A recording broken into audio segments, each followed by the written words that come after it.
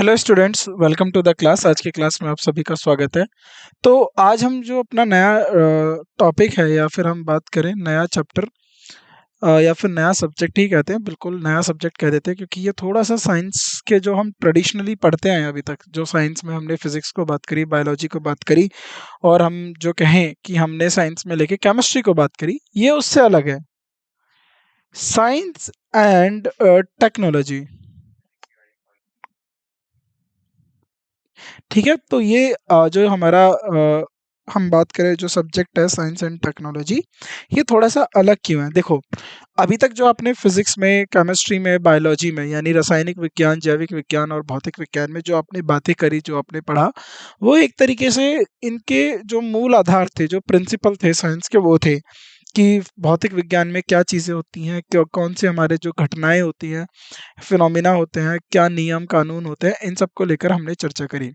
लेकिन साइंस और टेक्नोलॉजी में जो हम बात करेंगे कि जो हमारे पास विज्ञान है, उस विज्ञान के आधार पर किस तरीके से हमने जो टेक्नोलॉजी है ना, आधुनिकता को हमने किस तरीके से मानव के जीवन में आधुनिकता को बढ़ावा दिया। तो क्या हमारे जीवन में देखने को मिला साइंस की वजह से, और उसको हमने किस तरीके से टेक्नोलॉजी में ट्रांसफॉर्म किया, बदला। अगर मैं वही बात करूं साइंस एंड टेक्नोलॉजी को लेकर, राइट, तो अभी हम इसमें सबसे पहले टेक्नोलॉजी वर्ड समझते हैं। देखो, ये जो वर्ड है टेक्नोलॉजी, ये वर्ड आया कहाँ से? तो ये एक ग्रीक का शब्द हुआ था टेक्नोलॉजिया, जो इंग्लिश में अगर हम बताएं हिंदी में बोलते हैं प्रौद्योगिकी। प्रौद्योगिकी का मतलब क्या होता है? ये तो हिंदी वर्ड है। प्रौद्योगिकी का मतलब जो होता है कि कोई भी कौशल या वस्तु है, या किसी तरीके से विज्ञान या विज्ञान का जो व्यवहारिक अनुप्रयोग को विशेषज्ञ क्षेत्र में लिया जाता है, उसको हम प्रौद्योगिकी कहते हैं, है ना। लेकिन अगर हम बात करें इंग्लिश के वर्ड टेक्नोलॉजी को लेकर, तो ये टेक्नोलॉजी वर्ड आया कहाँ से? तो ये एक ग्रीक वर्ड था टेक्नोलॉजिया, जिसका मीनिंग था आर्ट, स्किल और आर्टिफैक्ट, यानी कला, कौशल और वस्तु। प्रौद्योगिक का शब्द अगर हम हिंदी में बात करें का शब्द कोशीय अर्थ है वैज्ञानिक ज्ञान की व्यवहारिक अनुप्रयोग किसी विशेषज्ञ क्षेत्र में। यानी कि जो हमें साइंटिफिक नॉलेज है, यानी टेक्नोलॉजी का प्रैक्टिकल एप्लीकेशन, ये एक प्रैक्टिकल एप्लीकेशन है, यानी व्यवहारिक अनुप्रयोग है कि किस तरीके से साइंस को आपने सीखा और उसको अपने जीवन में कैसे उसको प्रैक्टिकली उपयोग किया, व्यवहारिक तौर पे से उपयोग किया। जैसे मान लीजिए, जो आप अभी क्लास में हमें देख रहे हो, टीवी पे देख रहे हो, फोन पे देख रहे हो, या किसी और अन्य माध्यम के द्वारा आप इस क्लास को सुन पा रहे हो, देख पा रहे हो, तो ये एक टेक्नोलॉजी है। और इस टेक्नोलॉजी के पीछे जो मूल विज्ञान है, जो फिजिक्स, जो भौतिक विज्ञान है, उसका आधार रही। अब उसी तरीके से बात करें, जैसे आपने बायोलॉजी में जीव विज्ञान को लेकर पढ़ा, लेकिन मैं बात करता हूँ दवाई की, मैं बात करता हूँ इंजेक्शंस की, मैं बात करता हूँ मलहम पट्टी की, ऑपरेशन को लेकर। तो अब ये जो बायोलॉजी था, उसमें अब ये मेडिकल साइंस में चला गया, यानी मेडिकल को लेकर चला गया। तो ये क्या हुआ, ये हमारे जो ज्ञान है, उस ज्ञान को हमने अपने व्यवहारिक जीवन में किस तरीके से जो है उपयोग किया, और उसको हम किस तरीके से मानव विकास के लिए लेकर आए, तो वो टेक्नोलॉजी हो गया। तो जो साइंस है, साइंस से टेक्नोलॉजी आई है। मैं बात करता हूँ विज्ञान से प्रौद्योगिकी आया है, या प्रौद्योगिक आया है, क्योंकि साइंस ही फाउंडेशन रखती है किसकी? टेक्नोलॉजी की, राइट। तो ये चीज़ें आपको याद रखनी है, क्योंकि ये क्या होता है कि आप यहाँ से जानकारी जो है निकाल पाते हैं कि साइंस से कैसे तरीके से टेक्नोलॉजी जो है देखने को मिल रही है, राइट। चलिए आगे बढ़े। इतना आप टेक्नोलॉजी को लेकर समझ गए, तो आपने देखा होगा, तो आजकल जो हमारे इंस्टीट्यूट हैं, जैसे अगर मैं बात करूं आईआईटी को लेकर बात करूं, तो आईआईटी क्या है? आपका एक टेक्नोलॉजिकल इंस्टीट्यूट है, जो यहाँ पर किसकी बात करता है? टेक्नोलॉजी की लेकर बात करता है, राइट। तो इस तरीके से जो है ये सब बात करते हैं। अब अ, जब ये टेक्नोलॉजी है, टेक्नोलॉजी से क्या हो रहा है? देखो, साइंस तो आपने सीख ली, लेकिन साइंस का प्रैक्टिकल यूज़ आपको सीखना होता है। तो वही टेक्निकल यूज़ जो है, प्रैक्टिकल यूज़ जो है साइंस का, उसी को हम टेक्नोलॉजी बोलते हैं। Science shapes technology, however it is also true that technology also shape science. तो दोनों बातें सही हैं कि साइंस से, यानी विज्ञान से, प्रौद्योगिकी को आकार देता है, और हालांकि यह भी सत्य है कि प्रौद्योगिकी, जो टेक्नोलॉजी है, प्रौद्योगिक है, वह भी विज्ञान को आकार देती है। तो ये दोनों एक दूसरे को बदलती हैं अच्छे तौर के लिए। जैसे देखा होगा, उदाहरण के तौर पे मैं बोलूँ, जब इंडस्ट्रियल रिवॉल्यूशन हुआ था, प्रौद्योगिकीकरण हुआ था, तो आपने देखा था कि इंडस्ट्रीज, इंजन बना, मशीन बनी, मशीन से फिर लोगों के जो काम करने का जो कौशल है वो बदला। तो उस तरीके से जब ये चीज़ें निकल के आई, इंजन निकल के आया, तो इंजन से फिर हमने थर्मोडायनेमिक्स को पढ़ा, थर्मोडायनेमिक्स को लेकर और तो जिस जैसे जैसे टेक्नोलॉजी एडवांस होती गई उसी तरीके से विज्ञान भी नए तरीके का विज्ञान हमें देखने को मिला। अगर हम बात करें मॉडर्न साइंस की, जो अगर आपने मॉडर्न फिजिक्स पढ़ा हो, तो मॉडर्न फिजिक्स जो है एटम की, परमाणु की बात करूं, अणुओं की बात करूं, इलेक्ट्रॉन की बात करूं, इसको जो है ज़्यादा इसके ऊपर जो है क्वांटम मैकेनिक्स की अगर हम बात करें, क्वांटम मॉडर्न फिजिक्स में भी क्वांटम मैकेनिक्स की बात करें, तो ये 19वीं शताब्दी की बात है। 20वीं शताब्दी में ही इसके ऊपर ज़्यादा जो है देखने को मिला है हमें इसको साइंस के अंदर। तो इसी तरीके से जो साइंस और टेक्नोलॉजी है ये एक दूसरे के साथ हाथ बटाते हुए चलते हैं। तो ये जो है हमारा थोड़ा परिचय हो गया साइंस को लेकर। अब साइंस और टेक्नोलॉजी में जो हम अपना चैप्टर, जो ये हमने सब्जेक्ट, जो विषय शुरू करा है, इसमें हम सबसे पहले जो पढ़ेंगे वो पढ़ेंगे सैटेलाइट। अब जरा ध्यान से देखिए, अब मानव जीवन को देखिए। मानव जीवन में अगर आपने इतिहास से पढ़ते आए हो और आपको अभी इतनी समझ है कि मानव जीवन में ने कितना विकास देखा है। पहले मानव जीवन था, आदिवासियों की तरह लोग रहा करते थे, उनके पास कुछ नहीं होता था। वो खाना संग्रह भी नहीं करते थे, मतलब शिकार करते थे। वहाँ से जो आज का समय है, आज हमने चाँद पे सैटेलाइट भेजा, चाँद पे हमने जो है रिसर्च करने के लिए जो है मशीन्स भेज दी हैं, सैटेलाइट्स हमने अपने पृथ्वी के चारों तरफ जो है उपग्रह भेजे हुए हैं, रॉकेट आज हमारे पास है। तो पूरा मानव ने एक फ़ेज़ देखा है, यानी मानव जीवन ने पिछले 10,000 से, अगर मानव जीवन को लेकर ही बात करूँ मैं, तो 10,000 से मतलब कह रहा हूँ, जब से मानव ने जो है सिविलाइज्ड होना शुरू करा है, जो व्यावहारिक जीवन है उसमें आना शुरू करा है, तो देखा होगा कि बहुत ज़्यादा हमने विकास करा। आग का जो है आविष्कार करके आए, फिर हमने पहिए का आविष्कार करा, पहिए से फिर हमने गाड़ी बनाई, गाड़ी से रेलगाड़ी बनाई, रेलगाड़ी से हवाई जहाज बनाए, हवाई जहाज से हमने जो है रॉकेट बना दिए। तो इतना ज़्यादा जो विकास है मानव ने साइंस और टेक्नोलॉजी के आधार पर, यानी टेक्नोलॉजी की समझ और साइंस की समझ से करा है। अब जो बात आती है सैटेलाइट की, तो सैटेलाइट होता क्या है और सैटेलाइट कैसे होते हैं? तो देखो, सैटेलाइट 2 तरीके के होते हैं, और एक होता है नेचुरल सैटेलाइट, जो होता है प्राकृतिक सैटेलाइट, प्राकृतिक उपग्रह, और एक होता है हमारा आर्टिफिशियल, कृत्रिम सैटेलाइट, है ना? जो आर्टिफिशियल उपग्रह, कृत्रिम उपग्रह होता है। A satellite is defined as an object like moon और machine that revolves around a planet. अब सैटेलाइट क्या होता है? किसी भी प्लैनेट के, यानी किसी भी ग्रह के में कोई भी वस्तु अगर उसके चारों ओर घूमते, यानी उपग्रह को एक ऐसी वस्तु के रूप में परिभाषित किया जाता है कि जैसे कि चंद्रमा या मशीन जो किसी ग्रह के चक्कर ओर घूमती है, तो जो किसी ग्रह के चारों तरफ घूमती है उसको हम जो है सैटेलाइट बोलते हैं।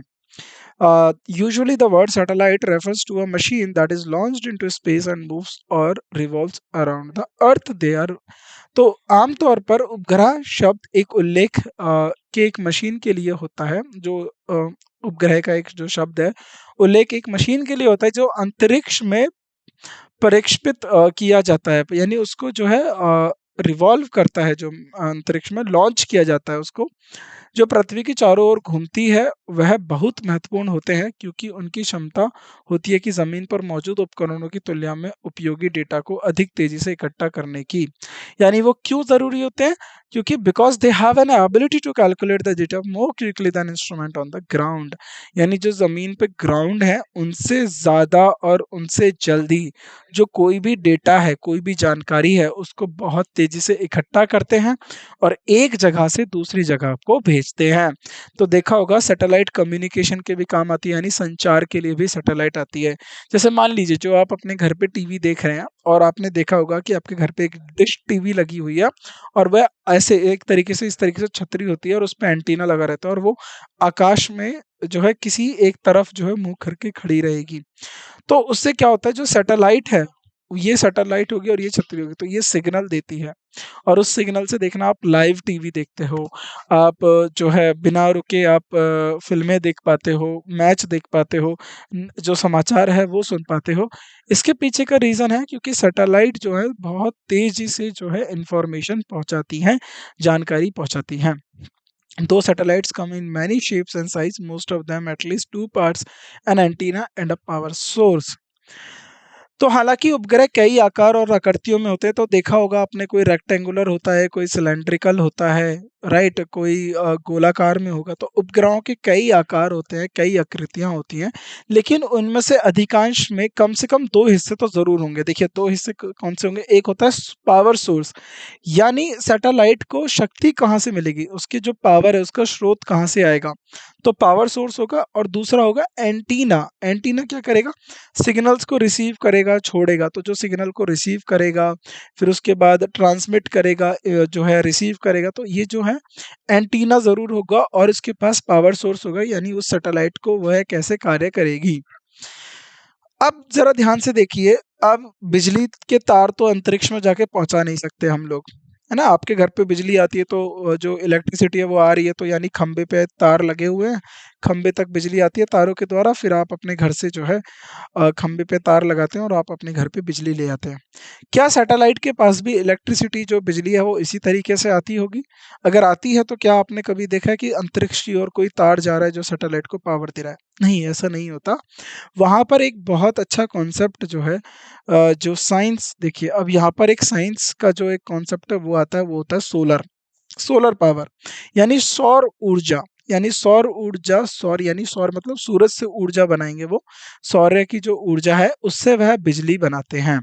तो जो पावर सोर्स होता है जो सैटेलाइट में, वो होता है सोलर पैनल और बैटरी, यानी सौर ऊर्जा से बैटरी जो चार्ज होंगी और उस बैटरी से सैटेलाइट चलेगी। यानी द अब एंटीना क्या करेगा, एक एक करके समझते। The antenna send and receives information to and from earth.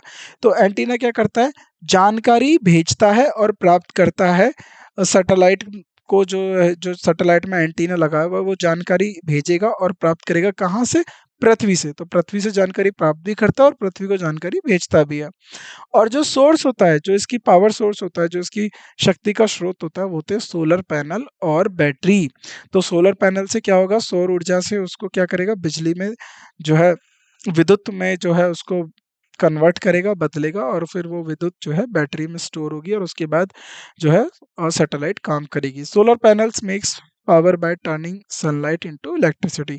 तो सोलर पैनल सूरज की रोशनी को बिजली में बदलकर, विद्युत में बदलकर शक्ति उत्पन्न करते हैं।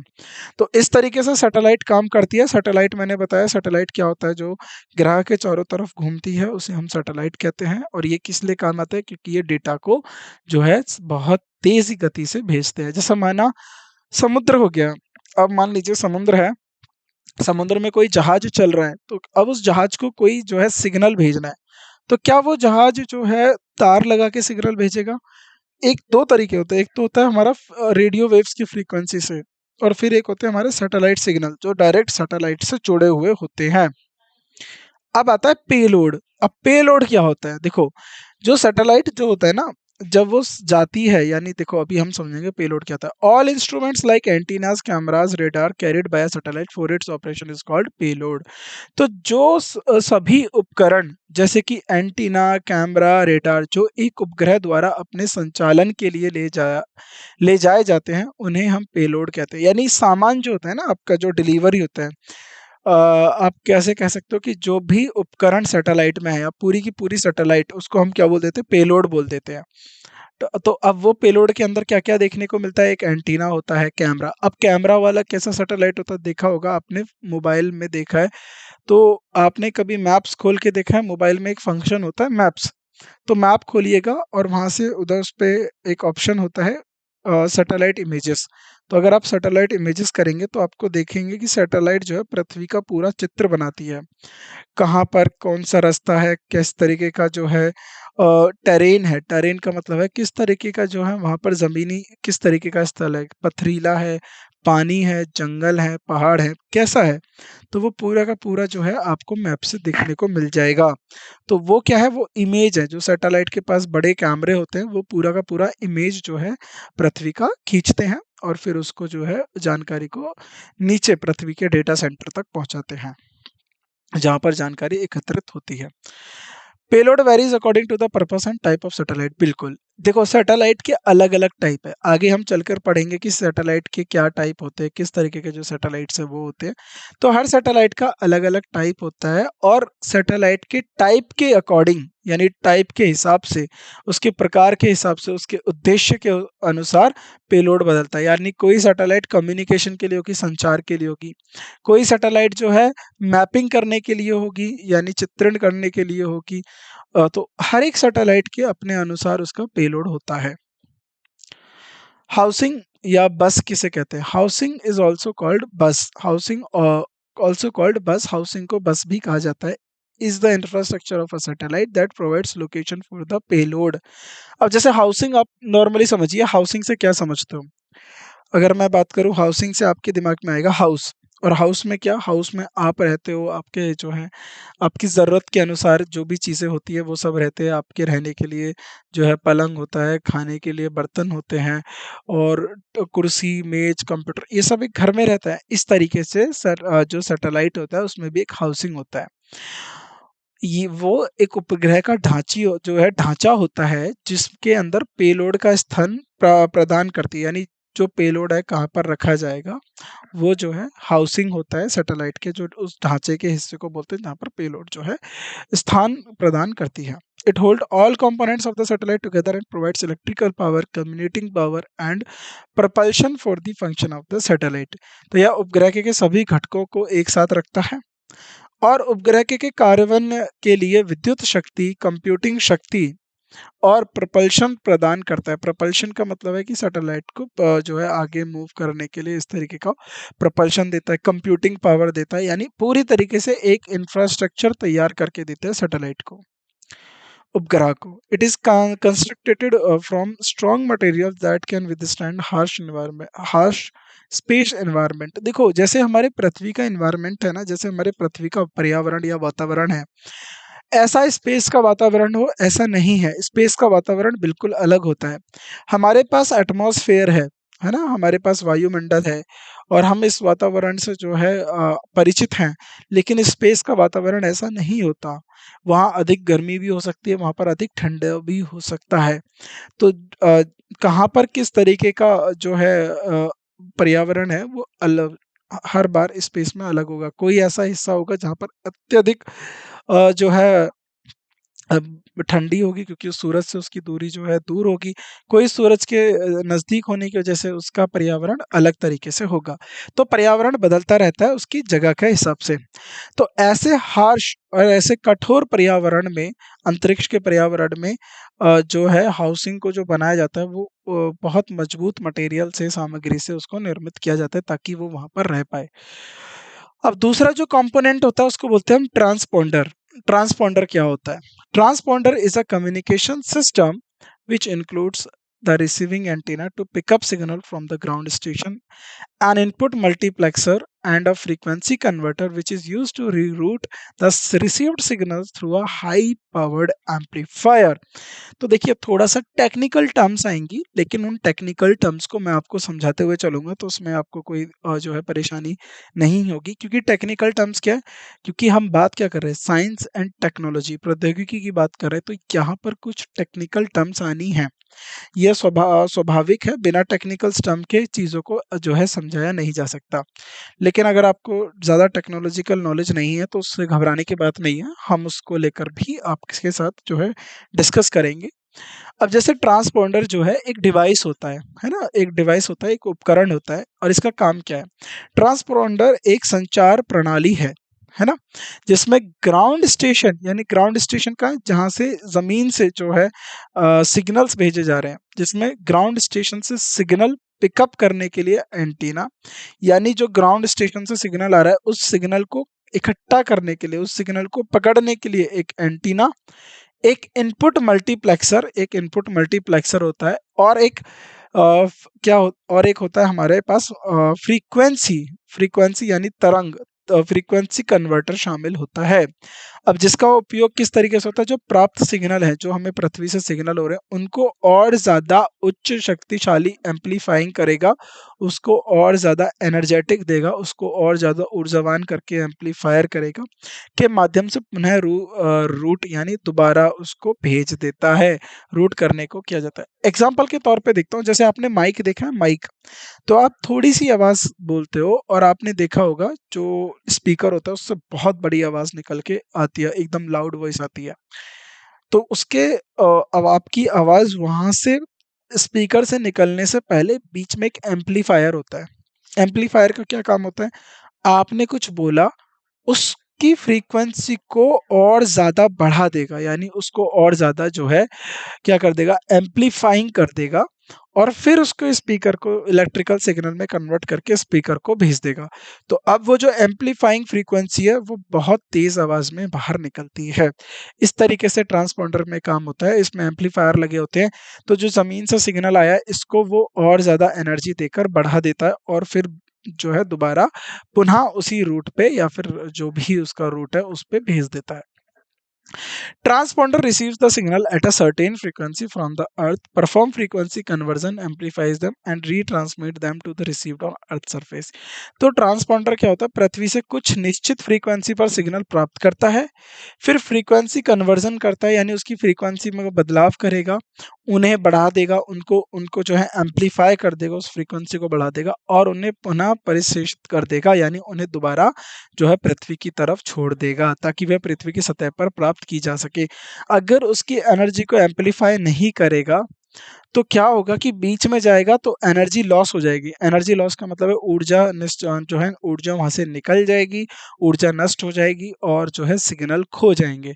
तो देखा होगा जो लो फ्रीक्वेंसी सिग्नल होते हैं, यानी जिन सिग्नल्स के अंदर ज्यादा ऊर्जा नहीं होती, वो ज्यादा दूर तक जा नहीं पाते। इसी वजह से क्या होता है कि सैटेलाइट को उन फ्रीक्वेंसीज को ज्यादा ऊर्जा जो है देनी होती है। ठीक है। अब आता है altitude and orbit control system, ऊंचाई और कक्ष पथ नियंत्रण प्रणाली। ऑर्बिट का मतलब क्या होता है, पहले मैं आपको समझा देता हूँ।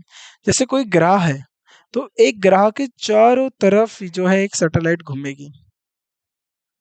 जैसे मान लीजिए मैंने ये बना दिया अर्थ, है ना, ये अर्थ हो गया। अब इस अर्थ के चारों तरफ जो है सैटेलाइट का एक घूमने का ऑर्बिट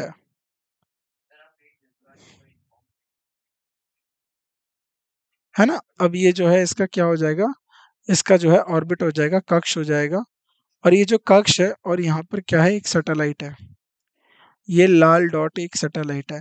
तो ऑर्बिट और एल्टीट्यूड कंट्रोलर क्या करता है, तो ये अर्थ से इसको कितनी ऊंचाई रखनी है और कौन सा ऑर्बिट में ये घूमता रहेगा, क्योंकि अर्थ के साथ साथ ये एक ऑर्बिट में घूमता रहेगा, है ना। जैसे मान लो ये इधर की तरफ ही मूव करेगा, इसका मुंह क्या होगा, जैसे मान लो ये इस तरीके से अर्थ की तरफ मूव कर रहा है, ये सैटेलाइट है ना, ये मूव कर रहा है, और ये जैसे जैसे अर्थ घूमेगी ऐसे ऐसे ये घूमता चलेगा, ऐसे घूमता चलेगा, राइट, इस तरीके से।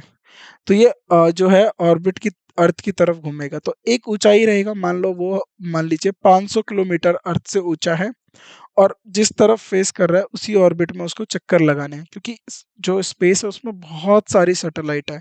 अगर हर सैटेलाइट का ऑर्बिट एक समान हो गया तो सारी सैटेलाइट जो है आपस में वो टकरा सकती है, उनके टकराने की संभावना हो सकती है। तो हर सैटेलाइट को एक अलग ऑर्बिट पे छोड़ा जाता है जिससे सैटेलाइट टकराए नहीं, क्योंकि अगर सैटेलाइट स्पेस में टकराती हैं, नष्ट होती हैं, तो उससे स्पेस में जो है कचरा बढ़ जाएगा, खराब हो जाएंगे, और वहां से स्पेस से उसे लेके आने में बहुत ज्यादा टेक्नोलॉजी की रिक्वायरमेंट है, क्योंकि स्पेस से जो है कचरा आसानी से साफ नहीं करा जाता, क्योंकि वहां पर ग्रेविटी नहीं होती, तो वो चारों तरफ घूमता रहता है।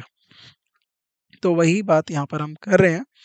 तो जो हाइट है, जो पृथ्वी से दूरी और किस ऑर्बिट में घूमेगा, उसको जो है कंट्रोल कौन करता है आपका, उसको कंट्रोल करने का काम होता है altitude and orbit control system. Due to the gravitational forces from the sun, moon and other planets, a satellite may divert from its orbit. सूर्य, चंद्रमा और अन्य ग्रहों से गुरुत्वाकर्षण बलों के कारण, तो देखो गुरुत्वाकर्षण बल जो होता है आपने पता है पढ़ा है फिजिक्स में, ये फंडामेंटल फोर्स है। ये अब विज्ञान है कि गुरुत्वाकर्षण क्या है, ये एक आपका जो है मौलिक बल है ना, आकर्षण मौलिक बल है।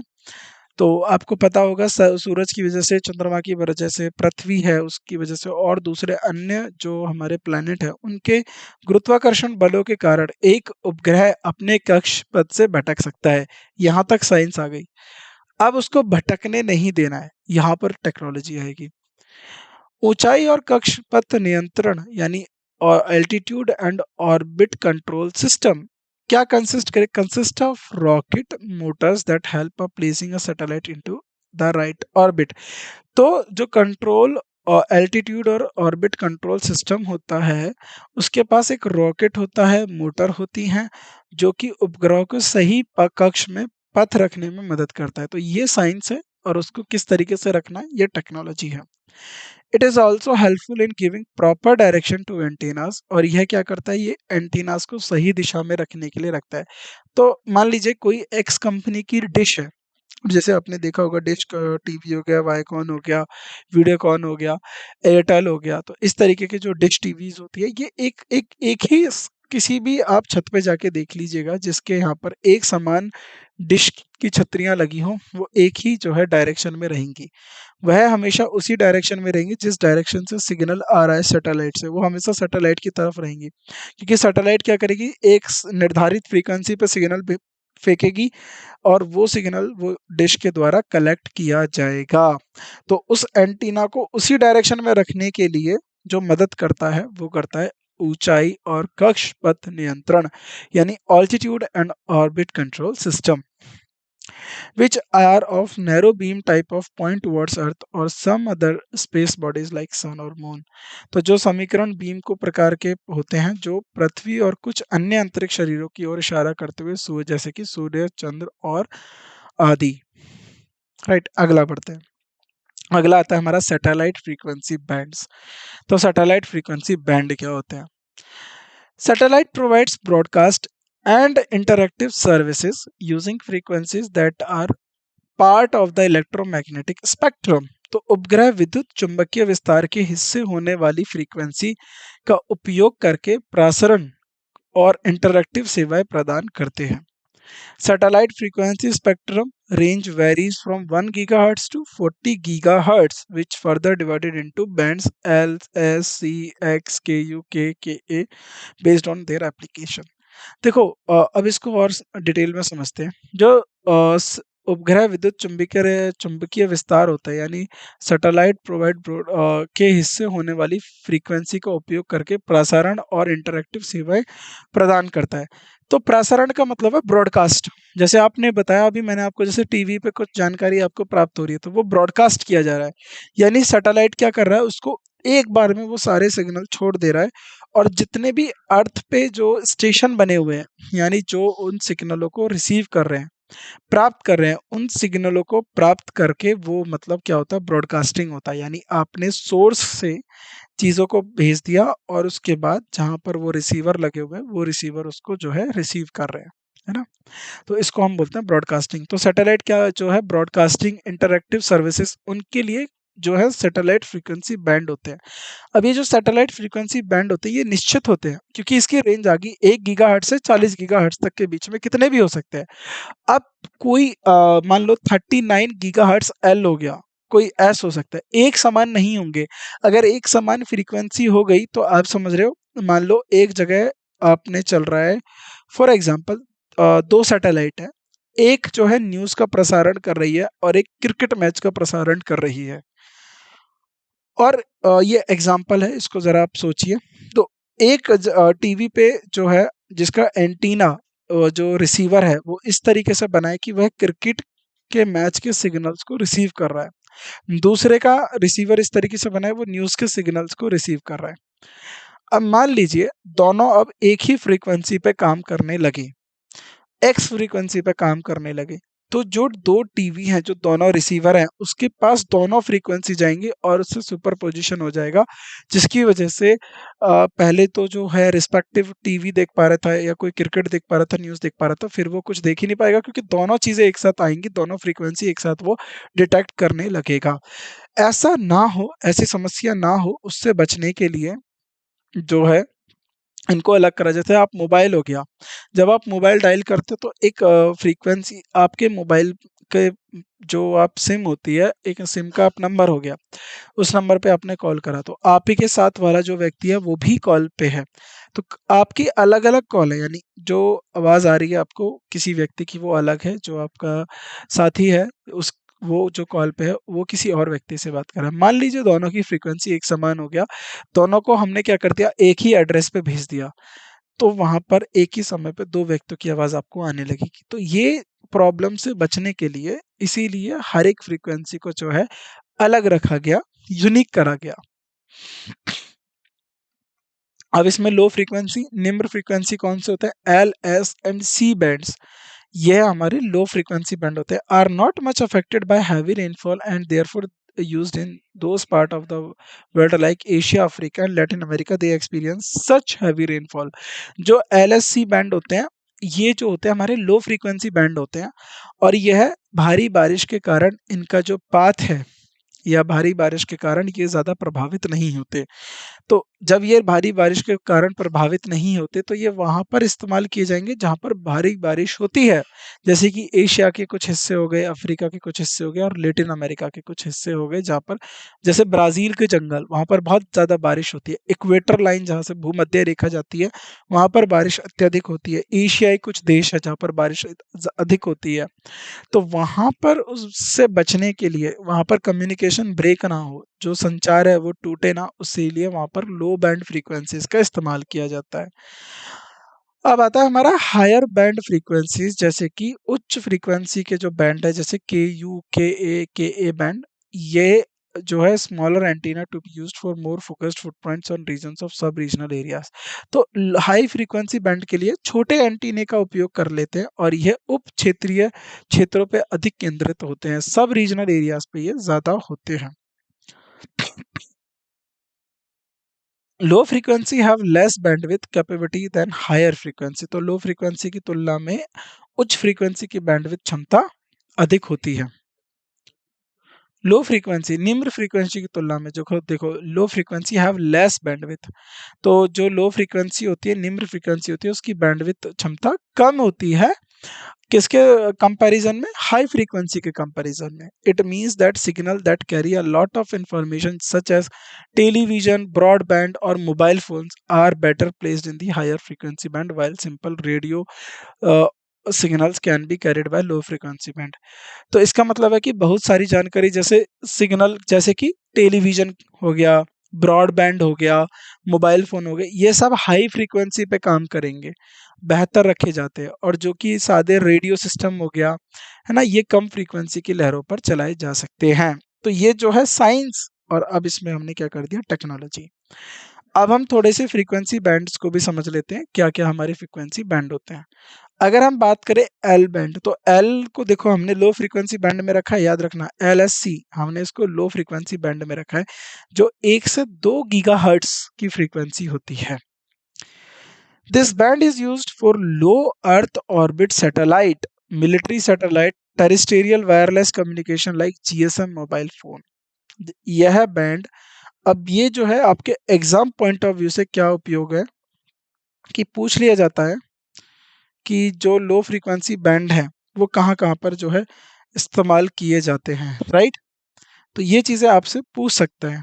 तो लो फ्रीक्वेंसी बैंड कहाँ कहाँ पर इस्तेमाल किए जाते हैं, जैसे कि एल बैंड हो गया, यह कहाँ पर इस्तेमाल किया जाएगा, यह बैंड का उपयोग निम्न पृथ्वी कक्ष यानी लो ऑर्बिट उपग्रह, सैन्य उपग्रह और स्थलीय वायरलेस कनेक्शन जैसे कि जीएसएम मोबाइल फोन के लिए किया जाता है।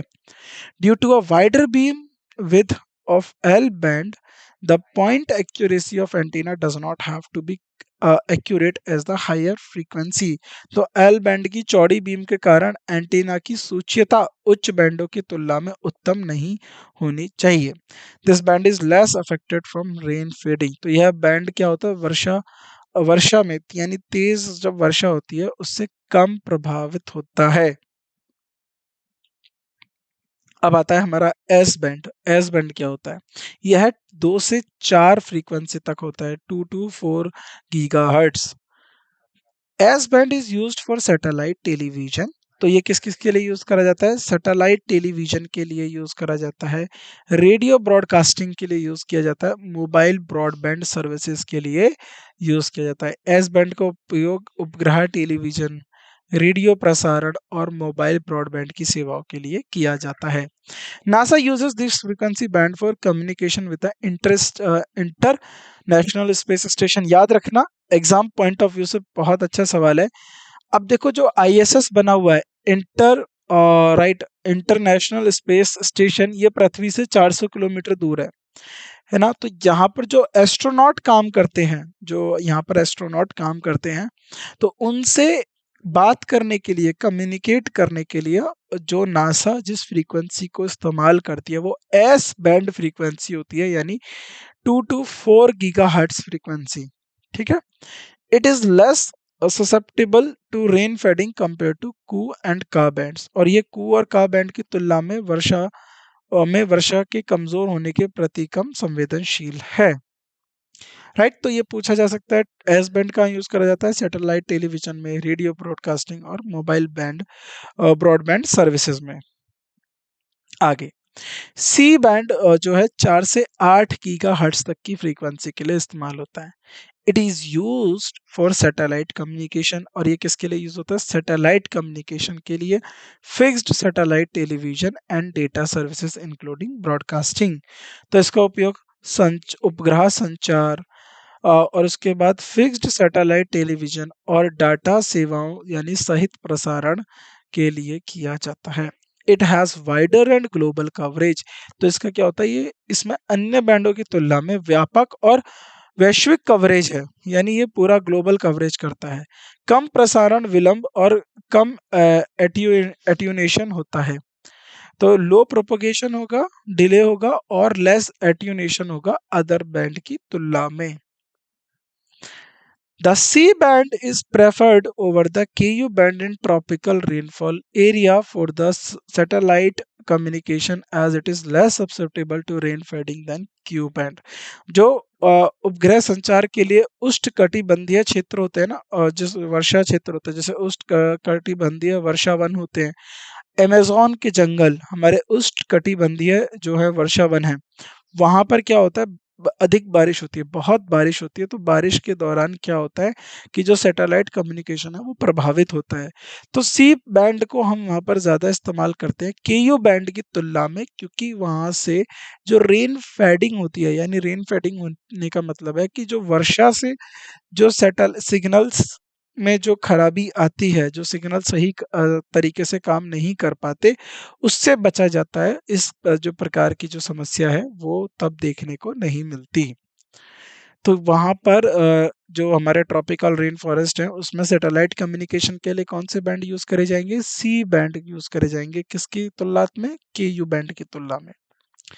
This band requires antennas of large size. तो इस बैंड के लिए बड़े आकार के एंटीना की आवश्यकता होती है।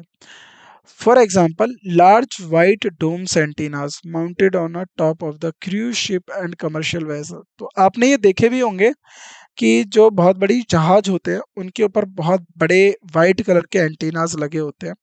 तो उस तरीके के एंटीनाज जो होते हैं वो सी बैंड के ऊपर काम करते हैं। तो उदाहरण के लिए जो बड़े सफेद गुंबद एंटीना क्रूज जहाजों पे और वाणिज्यिक यानी कमर्शियल जहाजों पर की छत पर लगाए जाते हैं। राइट, तो सी बैंड का आप उपयोग समझ गए कहाँ पर किस तरीके से किया जाता है। तो एक्स बैंड की जो है हम अब आज बात करेंगे, बाकी की जो बातें वो हम अपने अगले लेक्चर में डिस्कस करेंगे। तो एक्स बैंड जो है 8 से 12 गीगाहर्ट्ज, ठीक है, 8 से 12 गीगाहर्ट्ज पे काम करता है। X band is used in radar application. तो एक्स बैंड को हम रेडार एप्लीकेशन में यूज करते हैं। देखो रेडार क्या होता है? रेडार जो है छोटे छोटे पार्ट्स को डिटेक्ट करने के लिए काम होता है। रेडार को कहते हैं हम बोलते हैं आर्टिफिशियल आइज, कृत्रिम आंखें बोलते हैं, क्योंकि आपकी आंखें सब कुछ देख नहीं पाती, और रेडार जो है वो फ्रीक्वेंसी पे काम करता है, तो वो वह चीज भी देख लेता है जो बहुत दूर होती है। एक्स बैंड की उपयोग रेडार अनुप्रयोग में किया जाता है। यह छोटे एंटीनों का उपयोग करके रेडार में छोटे कणों को पता लगाने में सहायता करता है। It support detection of smaller particles in a radar. तो ये बहुत छोटे छोटे पार्टिकल्स जो कण होते हैं उनका उनका पता लगाता है, और यूजिंग स्मॉलर एंटीनास, छोटे छोटे एंटीनास की मदद से। This band is used for civil, military, and government radar application, including air traffic control, maritime vessel traffic control, defense tracking, vehicle speed detection, and weather monitoring. अब एक एक को समझाता हूँ। जैसे देखा होगा आपने कि जो बॉर्डर एरियाज होते हैं उन पे ऊपर मिलिट्री के रेडार होते हैं। रेडार क्यों होते हैं? क्योंकि वहां से क्या होता है कि कोई घुसपैठ ना हो, किसी तरीके का कोई जो है हवाई जहाज ना आ रहा हो, है ना, जो फाइटर एयरक्राफ्ट होते हैं, लड़ाकू विमान होते हैं, वो नहीं आ जाए। तो किसी भी तरीके की गतिविधि को देखने के लिए हम एक्स बैंड का इस्तेमाल करते हैं। और उसके साथ साथ एयर ट्रैफिक कंट्रोलर एटीसी। अब जैसे आपने देखा होगा आसमान में हवाई जहाज उड़ते हैं, तो ऐसा नहीं है कि आसमान में रोड बना हुआ है, कोई हवाई जहाज उस रोड पर चलेगा जिस तरीके से पृथ्वी पे होता है। तो वहां पर उनको रास्ता दिखाने के लिए, उनसे बात करने के लिए, पायलट से संपर्क साधने के लिए एक्स बैंड का हम इस्तेमाल करते हैं। और जो जमीन से संपर्क साधता है पायलट से, जो हवाई जहाज में बैठा होता है, उसको बोलते हैं हम एयर ट्रैफिक कंट्रोलर, है ना। एयर ट्रैफिक कंट्रोलर यानी वायु, जो हमारा जो ट्रैफिक है, जो एयर में जो ट्रैफिक है उसको कंट्रोल। एयर ट्रैफिक का मतलब होता है जो एरोप्लेन्स हो गए, हेलीकॉप्टर हो गए, उन सबको जो है कंट्रोल करता है, उन सबको जो है रास्ते में उनको डिटेक्ट करने में मदद करता है। Maritime vessel traffic controller. अब देखिए समुद्र में भी यही होता है कि जिस तरीके से आसमान में कोई रास्ता नहीं है, समुद्र में भी कोई रास्ता नहीं है, लेकिन सही रास्ते पे जाना, सही रास्ते के बारे में जानकारी देना, कहीं आगे कुछ है तो नहीं। आपने टाइटैनिक का देखा होगा, तो टाइटैनिक में आइसबर्ग से जो टकरा गया था टाइटैनिक, जिसकी वजह से वो नष्ट हुआ।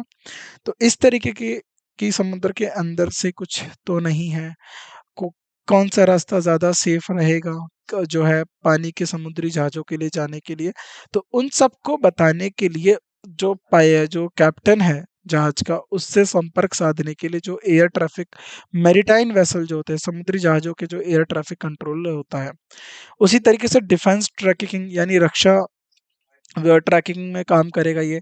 वाहनों की स्पीड डिटेक्शन और वेदर मॉनिटरिंग। अभी मैं आपको एक और एग्जांपल बताता हूँ इसका। आपने देखा होगा हाल ही में जो हमारे परिवहन मंत्री हैं श्री नितिन गडकरी जी, उन्होंने बोला है कि हम टोल टैक्स को सैटेलाइट से कनेक्ट कर देंगे।